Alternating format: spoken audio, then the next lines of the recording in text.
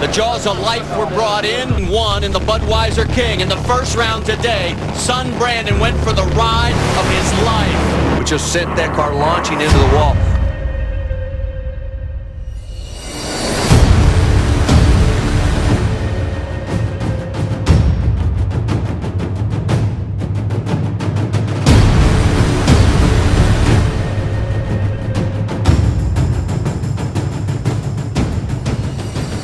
We're good now. All right, we're go time. I love All right, we got to do this real quick because it's all good. First off, we're at the G2 Ranch, everybody, and I Yeah. want to tell you thank you for tuning into the podcast. We've got a special guest with us today. This is Brandon Bernstein. Brandon is a guy that works for Lucas Oil. Okay, but the Bernstein name may mean something to you when you hear Bernstein, and all of a sudden when I heard Brandon is with, I said, Brandon Bernstein, what Bernstein? I'm a hot rod guy. I love racing. And his dad, Kenny Bernstein, was like Mary says, you got a man crush on him. It's like, no, I mean, your dad, I met your dad years ago on the track, and I mean, he drove the Budweiser car. Yep. Okay, the dragster. And so Brandon followed in his footsteps, and Brandon was driving a dragster. And how many races did you win? I won 19. Yeah, 19 was my total. And he's driving a top fuel dragster. I mean, I'm talking about what were your top speeds Yeah, on that? 334 was my top speed. In fact, I went faster than my dad. Just FYI. Really? Yeah. He went Kenny, 333. Kenny, he's not poking at you or anything. Just, we're just pointing that out. There ain't no. I'm super excited to have you on. Now, Brandon, right now he's with Lucas Oil. Lucas Oil has been a sponsor of ours for a long, long time, and Lucas makes obviously lubricants and for engines that have 15,000 horsepower and stuff. And you may think, people ask me, well, why do you use Lucas products? And for me, the way I tell them, look, if it's good enough to run in cars like what you used to drive, what your dad drove, well, it's good enough for my stuff. Yeah. Okay. And we've been using it for gun care. I mean, you know, whether we're shooting MSR or shotguns like we're doing out here, I mean, we use it for gun care. So Lucas is their product line is known worldwide. I mean, and so tell everybody what you do for Lucas. Yeah, so I'm the director of partnership marketing. In layman's terms, I'm in charge of basically all of motorsports. So I do NHRA, NASCAR, IndyCar, all of our tracks, all of our ambassador program, which obviously that entails with you, all of our series that we're involved with. Basically, and then I've got anglers and our hunting, side, our shooter side, and everything. So it's a full-time deal. I mean, it's nonstop. It's more than a full-time deal. It's 8 days a week. It is. It's it involves crazy. a lot of travel. A lot of travel. And tell everybody where you're from and kind of how many days you're on the road. Yeah, I'm originally from Dallas, Texas. I grew up in Dallas, born and raised there. Then I went to Texas A&M, graduated there, and then after that, I went racing. Right after that, I was, that was my passion, was to go racing with my dad.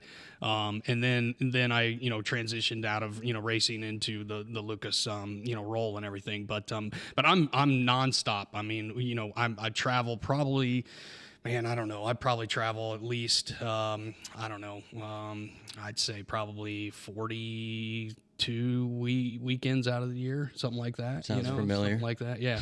You guys know how that is. I mean, it's like sometimes you it's get to the nonstop. point you don't even know where you are. No, yeah. Oh, absolutely. Yeah. I mean, the hotel rooms, I mean, I forget sometimes what room number I've got. It's crazy because 1 week I'll be, 2 different places, 3 different places in a week, and it's just crazy. But I've always, because of the racing side, I've always loved that travel, part of it. So, because just, going from race to race, I mean, it was just nonstop when I was, driving and everything. So this part is really fun, but transitioning out of the racing and into this, role with Lucas has been really kind of a lot of fun because now I get to be on the other side, with sponsorships and everything, because I was always the one that was sponsored.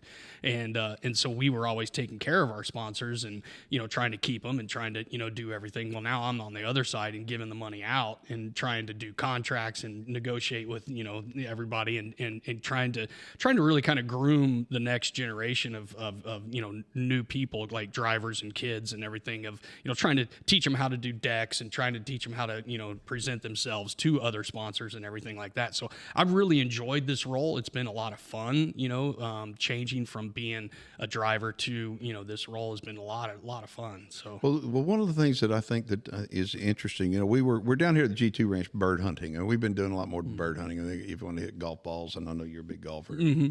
you know that you can hit golf balls. I mean, you're shooting 5-stand. We've been doing a lot of activities here. Yeah. But one of the, you love hunting, bird hunting. I do. Yeah. Bird hunting's always been my passion. You know, growing up, we have a land in Sweetwater, Texas, and so we always used to go bird hunting, you know, and as a kid and everything. So that's my passion as far as hunting goes. Yeah. But the thing we were talking at dinner, I guess it was last night, you know, I said, well, how is it for the racing? I'm just wondering how the demographic has changed over the last 20 years, 30 years. And I think what's happening is in our industry, and I think, listen up, folks, whether you're a race car fan or whether you're a hunter or whatever, you're probably a hunter because you're watching this. But what we want to do this podcast, because we want people to realize that hunters come in all different shapes and sizes and from different walks of life. And race fans and hunting fans are the same. I mean, we've got so much in common.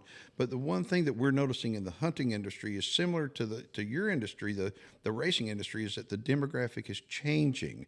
And what we mean by that, I mean, I didn't realize this until you told me about working on cars. Yeah. When we were growing up, we could work on cars. Would you explain to everybody kind of what's going on with that? Yeah. I mean, as you look at, you know, nowadays, I mean, you just, the kids and everything are, you know, obviously hard, you know, to get into, you know, engine work and everything. You look at the cars today, I mean, everything's enclosed. Everything's like closed up. You open the hood, you know, you can't get to things. You can't, like, you know, actually physically work on the cars. You have to take a computer and actually, you know, plug it in and diagnose everything that way. So, you know, it's just, there's no real hands-on anymore with, you know, engines and everything and teaching kids like that and everything. It's all the device, you know, all the kids are on devices all the time and everything, not working with their hands, not getting in there and actually working on a carburetor or working on, you know, changing an oil and everything. I mean, just simple, you know, mundane tasks like that. You know, you can't even get to the bottom of the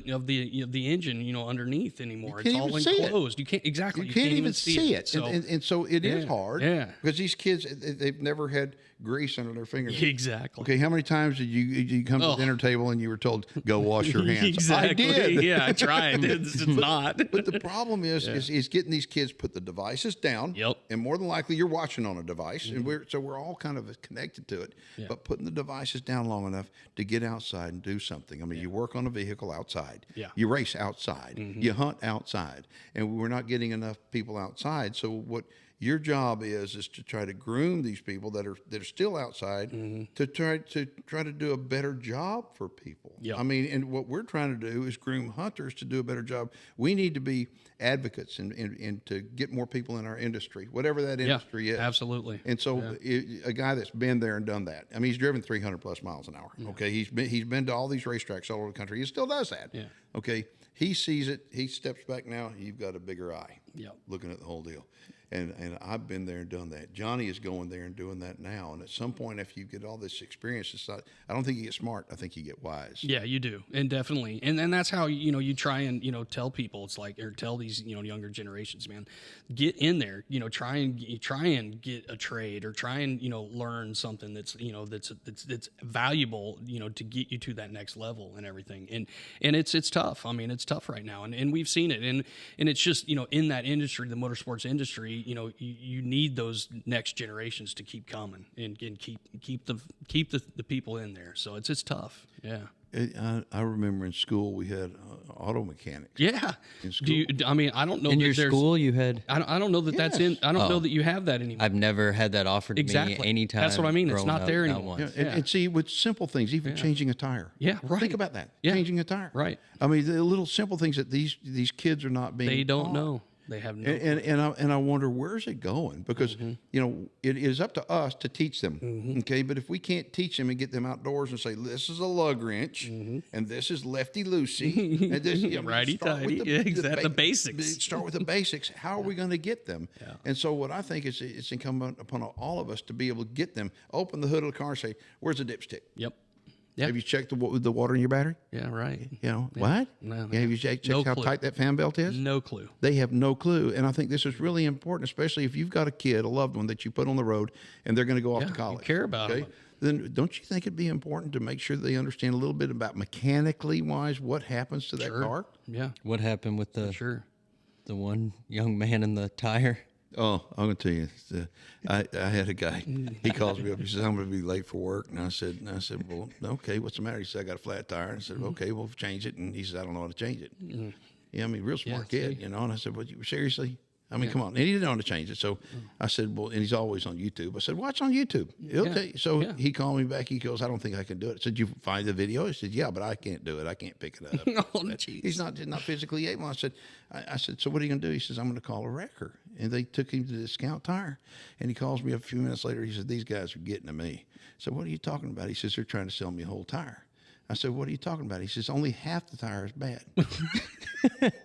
Oh no! Super smart kid, but he just doesn't know. He's a smart kid. He didn't know, and so I think it's like I mean, you think there's so much that we know that we can teach to others. Absolutely, but it takes the time to teach. That's the reason why when we're out like shooting 5-stand, I think when we see the kids that are out there, okay, they're out there, and just because they're outside, they may not have a gun in their hand. They may be stuck in a bucket. Yeah. Okay. Oh, that was funny. We got to put a clip of that on here. That was, you're gonna have to. That was great. Was sitting on a bucket and he got stuck. But the thing about it is, they're outside. They're learning. They're exposed to things, and that's the reason why if you go to a race, take a kid with you. Yeah. Let them smell that. Oh, I mean, the nitromethane. Let them love on that a little bit. I mean, I wound up. I'll never forget the first time I went to the track and I stood over there, and I watched them light it up. I mean, you could feel your organs. I mean, how's it feel I tell people that have never been to a drag race that you're going to go to a professional drag race and you're going to see nitromethane cars, burn and everything. It's going to be a sensory overload. Your eyes are going to water. You're not going to be able to breathe. Your skin's going to feel like it's your body's going to feel like it's coming out of your skin and everything. But it's going to be the most adrenaline rush you've ever experienced because it's just a 12,000 horsepower engine that's next to you that's gonna go launch that's so cool. 5 Gs and negative 5 Gs when the chute comes out. So it's unbelievable. The very first place I went, the very first track I was on, I was down there. I talked to your dad. I talked to John Force. Yep. And it was like I left and I got 2 tickets on the way back. No. I got 2 tickets. Yeah, because you were just it was like your adrenaline's going. Yeah, I was you're so jacked that it's like, man, I'm gonna go fast home. Okay, so I got to ask you, when you were out racing, okay, I know you had a catastrophic accident.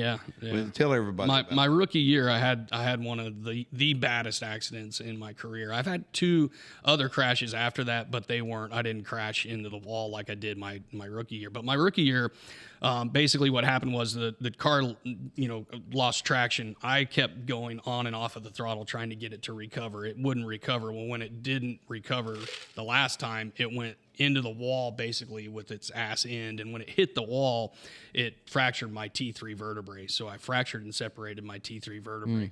The actual fracture was on the spinal cord. It just didn't sever it and indented the spinal cord. So I was out 8 months after that. I had a turtle shell basically with that I had to wear for 4 months, 24/7, and then another 4 months of rehab to get back. But then I got back in the car the next year, and then I raced for another 12 years after that, 13 years after that. But see, the thing is that when we were talking about it earlier, you had said they changed up the framing. On They the back of the did, seat. yeah. So tell everybody. So we had a chassis. During that time, there was a single bar that basically what happened was it was down the center of my spine, and it stopped at the top of the loop of the chassis and everything where the roll cage was, and so that's what kept the bottom part of my back basically intact there. And then when I hit the wall, it basically sheared that way, and so that's where the fracture was. So after that next race, they mandated all of the Top Fuel cars to have 2 bars down the side, and so that wouldn't happen to anybody else after that. So whenever we have crashes like that somebody gets injured or something happens, traumatically with our racers, we always try to fix something in the chassis, and we always make it better, safer, and that's what they did. They mandated it, for the chassis to be retrofitted for everybody else, so that wouldn't happen. So something good did come out of it, but man, it was painful. I bet you it was tough for your dad to watch. Oh man, you see the video. I mean, it's all on YouTube. You can watch it. Anybody can go. And the first thing that you when you search my name, it comes up. But you see my dad running down the track to me. me, and he was. This is my boy out there, and he's out there because he watched and me I can do it. remember his face to this day because I was never knocked out, so I was conscious through the whole thing, so I know what all happened and everything. But I remember him. I'm sitting in the car, and he jumped on top of the car and got in my face. And he first thing he said to me, "Can you feel your feet?"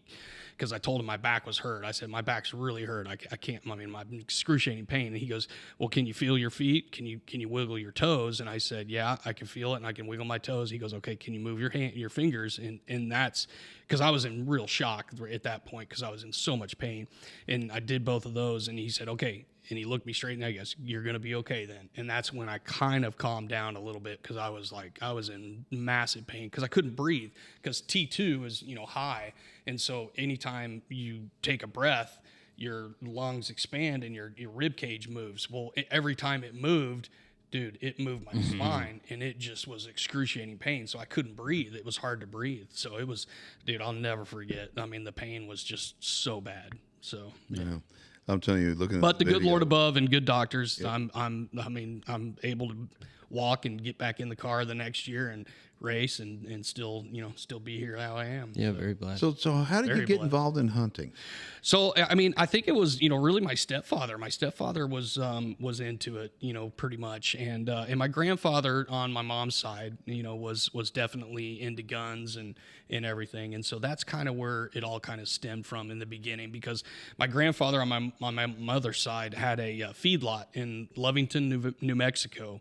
And so that's kind of where all my guns kind of started as a kid because at that feedlot was where, we used to, I'll never forget it. We used to go out the back area and run the fence line, and he had a 22 that I used to shoot jackrabbits with and out of the pickup truck, and I'll never forget it. And this is when I was, oh man, I must have been like 5 years old or 6 years old, 4 or 5, somewhere in that age, and that's where I kind of started with guns, and then the bird hunting really kind of started with my stepfather, I think. So Well, you're pretty handy with shotgun. Yeah, you kicked butt yeah, that five was stand fun. out there. I was Yeah. impressed. Yeah, you're doing pretty it's good. fun. Yeah, It's either I that or enjoy love. it. I enjoy it. I really do. I enjoy guns. I enjoy hunting. I especially bird stuff. I've never really gotten into the big game stuff and everything, but Well, I do enjoy it. It's funny because you got your brother out here. He loves hunting, deer and He hogs. does. Yeah, and then he you got loves you all that that. is all about the birds. I know, What yeah. kind of bird hunting do you mainly like to do? I do dove mainly and quail. Both of those I enjoy the most. I've never done pheasant. I'd like to try Really? pheasant, sometime, but I've never done that. And I haven't done duck. But I've always, wanted to try duck too. But the thing about it is I'm not very patient with sitting in a duck blind, in cold or wet, and I don't do cold very well. Oh, and, so. and the better the duck hunting, the worse the weather is, the better the duck That's hunting. exactly right. And see, I'm a fair weather hunter. I'm like, this weather right here is perfect for me. So, Oh, yeah. So see, and I don't enjoy that part of it. So So I want you to tell everybody about a little bit about Lucas. Okay, Yeah. I am. We're so blessed to have Lucas as a Yep. sponsor, and I think anybody watching it, I don't know if you've ever thought how many things do you have that require oil. yeah. I mean, think about that. From Yeah, a tons. lawnmower to chainsaw to Everything. your car to, Yep. and tell everybody about Lucas. Yeah. To me, it's the great American success story. It's incredible. I mean, Forrest Lucas, our founder, he started this, as basically a trucking, oil to just help with mileage with the trucking industry, and it's just grown so tremendously. And we have so many products. If you guys, have never really looked at us, you just check us out on lucasoil.com, and we've got so many products that are just oil and additive products, but then also we've got appearance products now that are just off the charts. Some of our waxes are just the best waxes out there that you can get, and it's just it's so cool to see because a lot of our products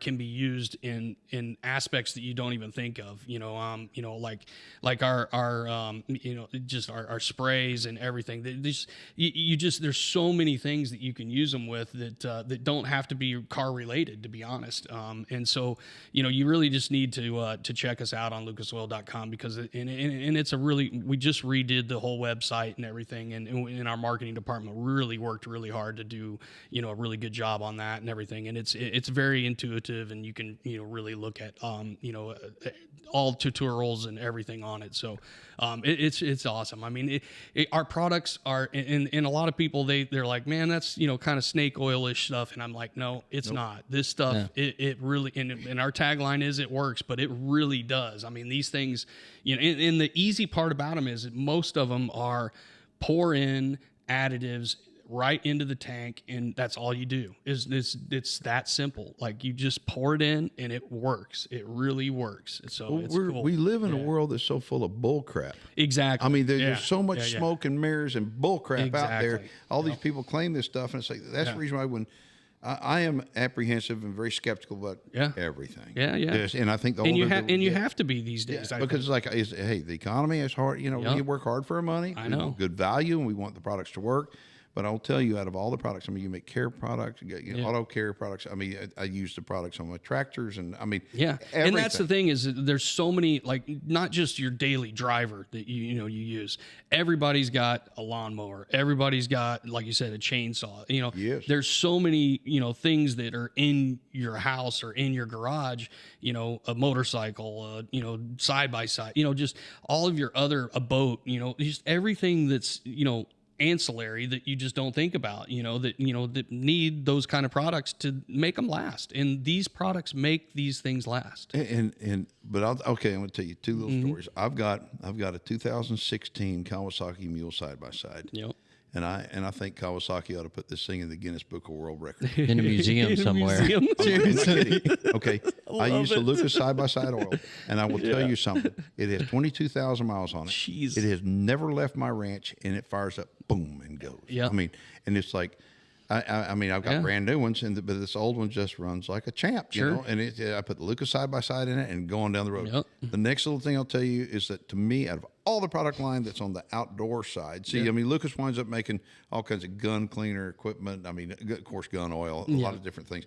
My favorite product is a CLP. Yeah. Okay. Yeah. Without a doubt. When you talk about, people think, well, you just use it on guns. Yeah. I use it on everything. Yeah. I want to make a list one day of the random things he's used CLP, CLP on. I'm like, it'd be funny to Yeah. it'd be funny to look If at. you wonder for what sure. CLP stands for, it's clean, lubricate, and protect. Yep. Okay, and if and anybody watching has probably heard of WD-40.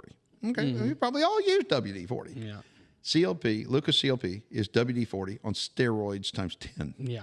It is. It is unbelievable. So when you use it, if you got squeaky hands, got it. I mean, you got a squeaky door, got it. I mean, you know, your guns and all that. Tripod. Got it. Yeah. Tripod. Yeah. I mean, we get on locks. Okay. I mean, we use it on everything. It's like, it is the go-to deal. It's like, you know, every redneck's got a bunch of duct tape, and, you know, I mean, the CLP. I mean, we got the Lucas CLP all the time. Yeah, duct tape if it's not supposed to move, CLP if it's supposed to. Exactly. Yeah. So do you have any dream hunts that you would like to do? You know, not really. You know, I don't really like think of it, you know. I mean, this one's awesome. I mean, I'm not kidding you. This G2 ranch is incredible. I mean, it's beautiful, and it's just it's a lot of fun. But no, I haven't really thought of that now that you said it. I mean, I'm sure I could, you know, think of one, but I don't have one off the top of my head. I feel like you'd like the pheasant deal. I think so. Yeah, if I could think of a good pheasant place to try, you know, that'd be fun. So yeah. Yeah, to me, I look at bird hunting, and especially what we're doing here, is more camaraderie. Yes, I love that part of it. Yeah, It's just fun. it is. Yeah, know, yeah. Great groups of people, and you just coming together and pressure. learning. Yeah, no pressure, and learning about, you know, new people and what they do, and, you know, all of their, you know, places that they've been to, and, you know, all the you know, places where they live, and, you know, it's just fun. It is, like you said, it's a good time. Well, it inspires me to be out there shooting birds and just sitting out in the field and seeing kids. Yes, Okay. yeah. Just like going to the track and seeing kids on the track. Yeah, I love that. There's a lot of kids here that they're, you know, the new generations coming up. Those are the guys that they're going to be carrying the torch. Yeah, they someday. are. Yep. I love it. And so, you know, whether you take a kid to the track or take a kid to the woods, I mean, this is you're passing the torch off. Yes, and that's the greatest thing. Yeah. And that little Killian boy that got stuck in the bucket. He's been pulling thorns out of his fingers. Oh, no. He's been picking up doves and getting bitten by ants and just being a kid, man. Just it's loving cool to it. watch. Yeah, just Yeah. loving it, and he loves it. But he's being a boy. Exactly. Yeah, exactly. He's being a boy. Yep. Yes, and what is this? Oh, what his dad keeps saying? His dad's Colin. We go hunt with him. His dad keeps saying, "It's all right, son. It'll buff out." It'll buff out. It'll buff I out. love it. Yeah. That's great. Yeah. Keeps on going. Yeah. Well, we're on, like I said, everybody, we're down here at the G2 Ranch. This is out of Pearsall, Texas. We're about 1 hour south of the San Antonio airport. And so this is in South Texas. This is, and while we're doing this, it's early dove season, and we're primarily killing white-winged doves. But the weather's absolutely unbelievable. This year has been It's amazing. never been this cool. It's always smoking hot. And, So and nice. of course, the hotter it is, the better it is for birds Yeah, too. yeah, But I mean, it has been beautiful. It's green and lush, So nice. and it's just Yep. beautiful weather. Yeah, it It's really awesome. is nice, and we're having a lot of fun. I've enjoyed every minute of it. I'm enjoying It's so watching you and your brother Yeah, yeah. give each other crap out Yeah, there. oh, That yeah. was my bird. No, I shot that. Yeah, he's funny. He thinks he shoots everyone. Well, I like that you're like, okay, yeah, you shot it. Go get it. yeah, exactly.